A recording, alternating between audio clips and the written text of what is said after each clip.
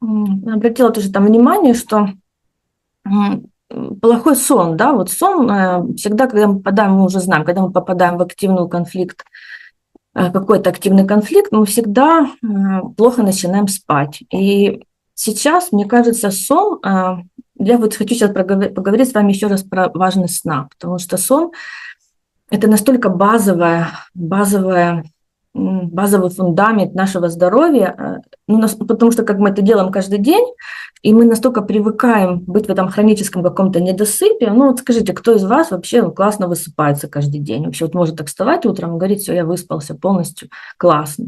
Да, обычно мы думаем, либо отосплюсь там на выходные, допустим, либо, ну, а что могу сделать, вот так вот, такое вот у меня жизненная стратегия, да, или это возраст уже мне не спится, или это я все время в стрессе каком-то. Ну вот если мы будем серьезно относиться к своему здоровью, то мы должны понимать, что даже если у нас все хорошо, вот, но у нас есть хронический недосып, это мы уже у нас идет стратегическая потеря здоровья.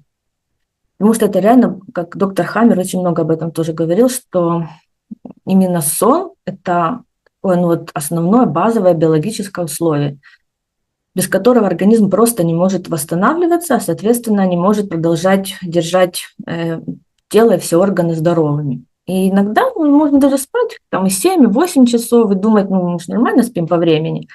Но если мы стоим уставшими, если мы такое восстановление какого-то не чувствуем, радости, телесной хотя бы, ну, от того, что вот тело отдохнуло, выспалось, восстановилось, значит, ну, как бы все. Мы должны понимать, что это у нас хронический недосып, который накапливается, ну, вот, и накапливается. Тело, конечно, ну, может, да, лежать и типа спать, но психика, мы тогда понимаем, если мы проснулись уставшими, это значит, что психика у нас не восстановилась. Вот, и мы понимаем, что это именно когда мы в активной фазе какого-то конфликта. Ну, не всегда именно в активной фазе. Те, кто учится на ГНН, да, мы знаем, что у нас есть симпатикотония – это когда день, когда мы активно, да, что-то делаем. И есть ваготония – время, когда мы отдыхаем, когда мы спим, когда тело восстанавливается. То есть даже если у нас нет никакого конфликта, нам надо все равно нормально поспать, чтобы за день накопленные эмоции, какие-то события, что-то еще, они все равно преобразовались, тело отдохнуло. А если у нас есть активный конфликт, то тем более, ну, как бы тело еще больше требует, да, ну, отдыха и восстановления. Ну, и почему же вот мы ложимся спать, а мозг отключиться не может? Почему он в таком напряжении каком-то находится? Я понимаю, базовые, ну, я хотела такие вещи вам сказать, да, что базовые, первое, это базовая безопасность. Это когда мы фоном у нас даже нет какого-то там суперактивного конфликта какого-то или что-то еще, но базово идет это ощущение, что я не в безопасности, внешне вроде бы как бы все спокойно, мы у себя дома, там, кушать есть, там, ну, как бы плюс-минус, там, тепло и все остальное, но мы не в безопасности. И тело, оно просто, ну, как бы это биологический закон, что у нас тогда тело будет или не дает заснуть, чтобы мы, ну, все-таки пошли туда, сделали хоть что-то для того, чтобы почувствовать себя в безопасности. Вот. И обычно какие признаки вот именно вот этого, когда такой у нас параметр, что мы в базовом таком беспокойстве, когда сон поверхностный, когда мы, знаете, так часто ночью просыпаемся, вроде бы спим, но мы как бы все слышим, знаете, как молодая мама, которая ребенок маленький, она типа спит, но все время слышит, ну, прислушивается к ребенку. А тут у нас вроде как бы нет маленьких детей, но мы все равно так поверхностно спим и все слышим, каждый скрип половицы, каждый там стук, грюк где-нибудь там. Вот, это вот уже о том, что мы не можем расслабиться. Значит, психика не отдыхает. Тело лежит, а психика не отдыхает. Вот. Ну, тревога, вот такое ощущение постоянного, да, может, какое-то повышенное учащенное сердцебиение, еще что-то. Вот, тоже может давать какая-то такая внутренняя настороженность. Это вот если вот это первый параметр. Потом, может, конечно, если мы в активной фазе конфликта, мы тогда вообще не можем заснуть. То есть это когда, знаете, вот мы ну, мы же всегда, когда мы попадаем в какой-то конфликт, значит, у нас эмоции какие-то, да, в теле были днем. То есть это какой-то, ну, или там стыд, или какая-то сильная обида, гнев, да, вот что-то мы переживаем такое. И мы потом ложимся спать, и мы это не проработали, не отпустили. Для нас это все драматично еще. И мы тогда вообще заснуть не можем. Вот это бессонница, которая в первой половине ночи, когда мы не можем заснуть. Мы смотрим на часы, когда же уже это утро, да, оно никак не наступает, мы вот это постоянно спим, постоянно мучаемся от мыслей. Вот это значит, что мы в активной фазе конфликта, надо как минимум туда разобраться, что мы можем сделать прямо сейчас для того, чтобы хотя бы заснуть, хоть дать телу чуть-чуть расслабиться. Сейчас я скажу, как бы что сделать чуть позже. Вот, а еще, и знаете, когда вот еще, как я замечаю, как рассказывают, да, клиенты, что когда вот в активной фазе еще часто снятся сны такие тяжелые или какие-то страшные, кто-то преследует, кто-то там нападает, ему куда-то надо бежать. Это же вот все, психика нам, это же не просто сны, да, это просто психика нам показывает, что надо, что делай хоть что-нибудь, да, решай, спасай себя. Как мы уже не один раз говорили, что любое живое существо на планете Земля, оно всегда не будет находиться там, где опасно, оно всегда убегает с того места, уходит. Все животные, птицы, рыбы, все. Только человек, мы пытаемся выжить там, где нам некомфортно. Вот это наша такая большая задача, с этим тогда справляться. Не обязательно надо убегать, не всем надо убегать, но надо тогда быть психически устойчивее, чтобы с этим справляться. А тут получается, да, что мы и не уходим, и психически не справляемся. Вот это как бы проблема. Вот.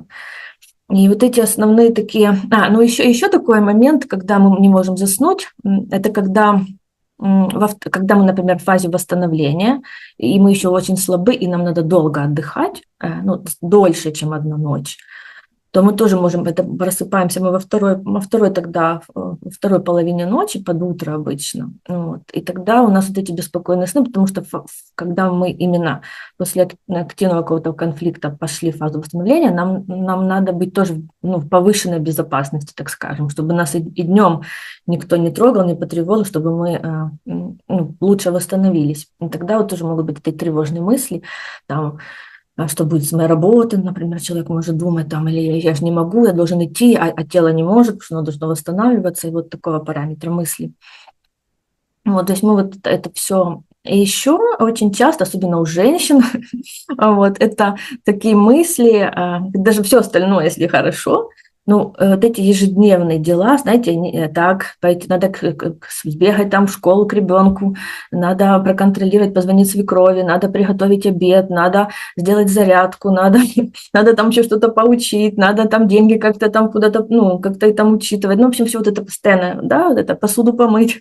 И вот чем больше у нас так парикмахер не забыть, там к врачу записаться, вот постоянно вот эта бетономешалка тоже не дает нам спокойно спать. Надо вот такие основные, да, параметры сказали, надо заботиться о себе. Никто не позаботится о нас, о нашем здоровье, если мы сами не будем это делать. Вот. И обязательно вот сон, пробуйте это проконтролировать, хоть как-то ощутить на себе. Я, кстати, делала когда-то на своем канале гайд такой про сон, поэтому там более подробно эта тема описана. У кого его еще нету, напишите мне, пожалуйста, я вам вышлю, это как подарок. Вот, и сейчас просто кратко скажу, что у нас сон состоит где-то из 4 или 6, в зависимости у кого как, где-то по 90 минут, таких мы спим циклами. Вот, и в этом каждом цикле из 90 минут там несколько есть фаз, и вот есть фаза глубокого сна. И вот только в фазе глубокого сна тело восстанавливается, регенерируются ткани, там синтезируется гормон роста, чтобы новые ткани возобновлялись, восстанавливаются там все мышцы, там ДНК ремонтируется. То есть, понимаете, все вот это только в фазе глубокого. Мы должны этот цикл проходить полностью и засыпать глубоко. Вот. И там еще потом фаза есть такая переработка этих эмоций дня, когда все раскладывается по полочкам, когда снимается в любом случае драматично, даже если мы не сняли ее автоматически. То есть не сняли, проговорив это все равно даже мы легли спать, если мы заснули глубоко в этой фазе, оно само автоматически снимается драматизм, мозг так сам работает. Вот. А если, понимаете, если мы спим беспокойно, там все время просыпаемся, или бессонница у нас, конечно, эти циклы укорачиваются, они прерываются, они не достигают этого глубокого сна. Вот. И все, организм не успевает восстановиться, пережитые эмоции не успевают успокоиться, и мы с этим всем накопим следующий день. Вот. Некоторые думают еще такой момент, что можно снотворным, да, выпить снотворное, и все пройдет. Все хорошо, да, снотворное, оно отключает сознание, как бы мы можем заснуть, не будет уже бессонницы, но конфликта они не решают, снотворное.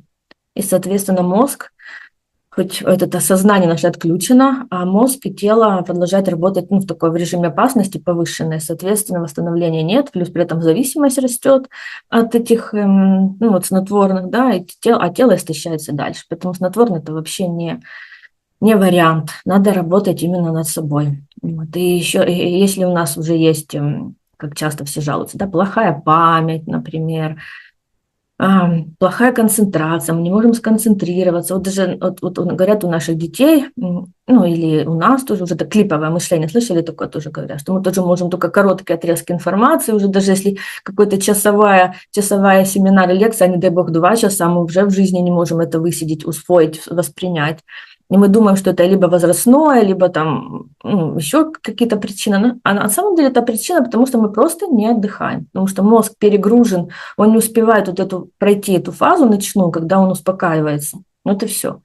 Вот. Или еще часто вопрос тоже у девчонок, когда они хотят похудеть. Вот вроде правильно питаются и считают калории, и все хорошо, как бы и занимаются спортом, все делают, а тело не худеет. А потому что сна нету. Потому что именно во сне регулируются гормоны аппетита, снижается уровень стресса. А если мы в стрессе, мы, конечно, хотим, это единственный способ, да, пополнить энергию быстро и хоть какое-то удовольствие получить, это еда. Вот. И только когда глубокий сон, тело может переключиться вообще из режима накопления в режим расхода. Потому что если тело все время в опасности, оно, значит, говорит, надо запасать. Сейчас, если ты в опасности, мало ли, вдруг в следующий раз покушать не успеешь. Это же логика тела. Поэтому надо запасать, как бы ты ни тренировался, а я запасать буду. Это же тебе потом поможет. Оно же нас заботится, тело.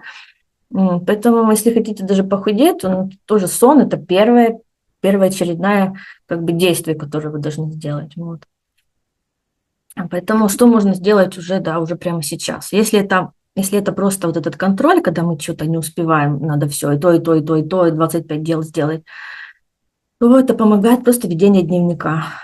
Если вы все записываете, и вы знаете, что на утро у вас, вы проснетесь, и у вас все расписано, что в день должны сделать, все, психика уже, вы вечером ложитесь и думаете, мне не надо помнить это в голове держать, да, и вот это все контролировать. Я все сделаю, буду читать по бумажке, и все сделаю нормально. Вот. Если это, конечно, какой-то конкретный конфликт, там обида, какая-то гнев у нас сидит, то помогает прописывание. И вот девчонки, с которыми я работаю, и которые прописывают, они прям видят этот результат, насколько это... Прям даже среди ночи можно встать, вот вы понимаете, что вы все равно не спите, все равно беспокойство какое-то есть. Но не пожалейте эти 10 минут, вы облегчите свое сознание, мозг, и легче будет. Встаньте и выпишите. Вот прям о чем мысли, о чем вы думаете, о чем это беспокойство. Прям выпишите это на бумагу, и желательно, конечно, придумать, найти выход из того или какое-то продолжение. Да? Вот меня это беспокоит, что я могу сделать для того, чтобы меня это так не беспокоило. Даже, знаете, иногда помогает даже просто сказать себе, как Скарлетт в «Унесенных ветром». Помните, как она говорила? Я подумаю об этом завтра. Даже вот это уже может помочь. Даже просто я завтра об этом подумаю. Сегодня я разрешаю своему мозгу расслабиться, я подумаю об этом завтра. Вот. И очень важно, тут недавно была сама проходила курс по избавлению от гаджет-зависимости, вот, и там очень важно, тоже приводили такую статистику удивительную, что если мы перед сном читаем этот яркий экран, то это уже действует, это и понятно, оно действует на зрение, в плане того, что есть такой гормон мелатонин, это тоже я вот в этом, чтобы сейчас много времени не занимать, в гайде в этом говорила про меланин. Вот, про гормон, который помогает заснуть, который гормон сна. Вот, он вырабатывается в полной темноте. И если мы хотим полноценно уже лечь спать, то хотя бы за полчаса, еще лучше за час, уже не светить, вообще приглушенный свет должен быть, и не светить себя в глаза хотя бы экраном, перед сном, не надо это делать. Тогда сам этот гормон, он сам по себе начинает уже вырабатывать, и тоже поможет вам лучше расслабиться. Вот. И попробуйте хотя бы, можно успокоить дыхание. Через дыхание тоже успокаивается очень хорошо психика, вот, замедляется сердечный ритм, и как бы, когда замедляется сердечный ритм, тело как бы понимает, что раз мы не, так уже не дышим интенсивно, да, то это уже опасность как бы закончилась, все заканчивается. Поэтому сейчас мы с вами поговорим, а в конце я вам создала, да, медитацию, мы с вами ее проведем именно как готовиться ко сну, и как вот перед сном хотя бы 5-10 минут расслабить свою психику, чтобы она вообще хорошенько так отдохнула и успокоилась. Вот. Ну, это как бы моя помощь, насколько я могу вам ее дать, а вы, конечно, работаете сами с собой, ну, вот те моменты, про которые я проговорила, почитайте еще в гайде и заботьтесь о своем сне. Это действительно очень важно и, ну, мега-мега важно и полезно.